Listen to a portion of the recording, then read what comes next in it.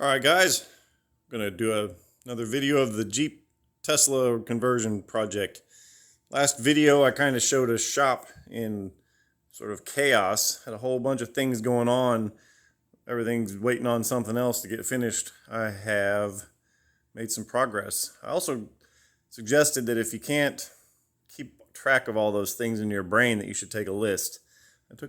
Make a list. I took my own advice. Let's go walk over and check out my list. We can see what I've done and what I've still yet to do. So, in this video, I'm going to try and go through all these things that I've done.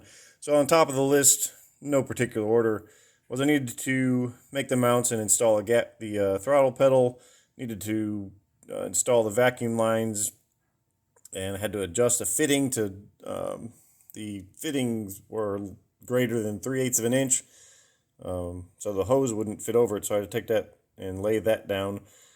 Wanted to finish the power steering lines. I was waiting on a straight AN fitting.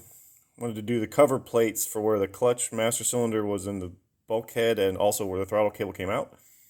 Wanted to get the radiator condenser removed and both of those to the radiator shop. I've got them removed, but I haven't got them to the shop yet.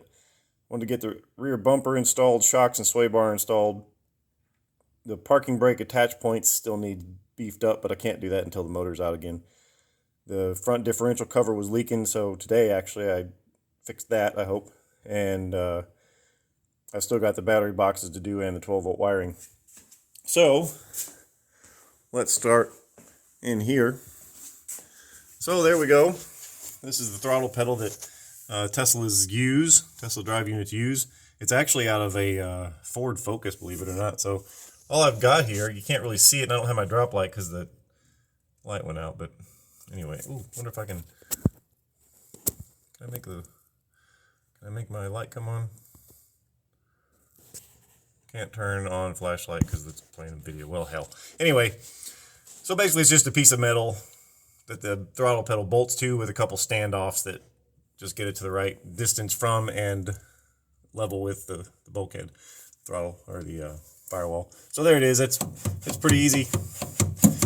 Something you may not have noticed, and I hadn't really noticed either, but in a car, the brake pedal and the throttle aren't on the same plane. And it kind of makes sense because you push down the brake with your big old fat foot and you don't want to push the throttle pedal at the same time. So they're on a different level. I'm going to cut this guy off. I'm not going to use this clutch anymore, of course. I'm going to cut that off up here somewhere. I'd like to just remove it, but to remove it, you got to take the whole doggone pivot assembly up above the steering column and take the brake booster off and all that. Nope, I'll just cut it off. Thank you very much. And up under here, little cover panel where the clutch master cylinder used to be, and the cover panel where the throttle cable used to come out. Down over here, underneath the power steering pump, is the vacuum booster. Got a 3/8 vacuum line coming out of that, going into a vacuum switch, and then turning it up around to a what would you call it? I don't know, a little thingy so that I can. The small side goes to the HVAC system, the vacuum lines for the HVAC system, and then the big side, the rest of that 3/8 line will go up into the brake booster, and that'll be my power brakes. The power steering lines are all finished. Coming out of the power steering pump, going down into a AN line, going over here, cruising up underneath, I'll show you in a minute, to the power steering gearbox, and then coming back as an AN line, but going to this bulkhead fitting that I've got welded to the shock tower, and then going over into a 3/8 line for the return. Wiring for that thing is actually pretty simple. I kind of did a mess up. I shouldn't have used orange wire for that. Orange wire is typically reserved for high voltage things, but it's what I had laying around in a thick enough gauge. This pump pulls about 50 amps at 12 volts when it's at the steering lock. But anyway, so you got a positive and negative there. I just got a battery sitting there. And then you got several wires also coming out of the power steering pump. And in this situation, my red and green wire is what makes the pump effectively turn on. That's going to have to be attached to some sort of a, I don't really know. It should be attached to some sort of a speed sensor, I guess. Or, I don't know, or a pressure switch or something. I haven't figured out how to do that yet, but basically what happens is whenever the switch is engaged, this wire right here will get 12 volts from the switched ignition source, and when that happens, the power steering pump goes. This is out of an MR2, Toyota MR2, and I'm really impressed with how quiet it is. I didn't know. I thought it'd be louder than that. I don't know. But anyway, there that is. Rear bumper, looking good. This is a Smitty built. There's a Smitty built rear bumper. Got a receiver hitch. I'm going to have to do a lot of trailer towing because I'm not going to have my Ranger anymore. So what am I going to do about that?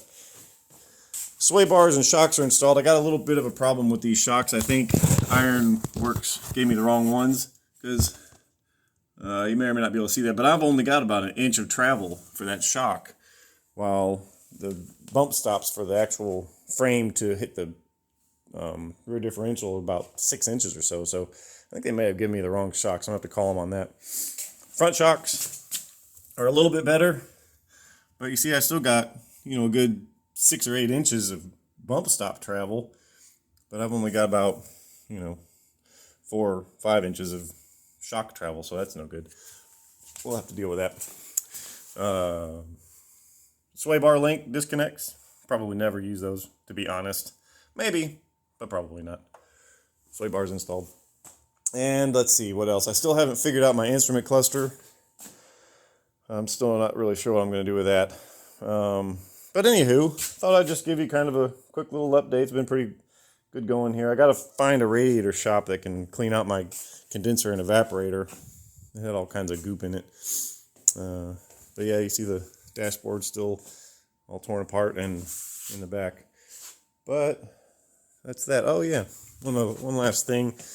I got to work and was able to cut that extra piece off of the heater core out of the Model 3, and you can see that that line for the vacuum motor just barely fits. This is the new piece that I got from Extreme Terrain, which is nice. Saved me from having to buy a whole new HVAC system. Next up on the list is this here. So this is what I'm going to do for my battery boxes. I got some plastic off of a McMaster car, and I'm going to take and sort of cut the middle down into that. The sides of the battery modules will sit on that, and another one will sit on top of that, and they'll all kind of just squish together and hold everything in. And that's kind of the profile that they'll take. Well, this should be on the other side, but that's the profile that they'll take. The battery modules will sit right here, and then the next one will stack on top of there, and then they'll all clamp down together, and they'll all be encased in a 1x1 steel tube frame with sheet metal on the outside to try and keep it air and water tight. That's the plan, and that's the next thing I'm doing. So thanks for sticking with me, y'all. I do appreciate you showing up and checking out what I'm doing. We'll see you next time.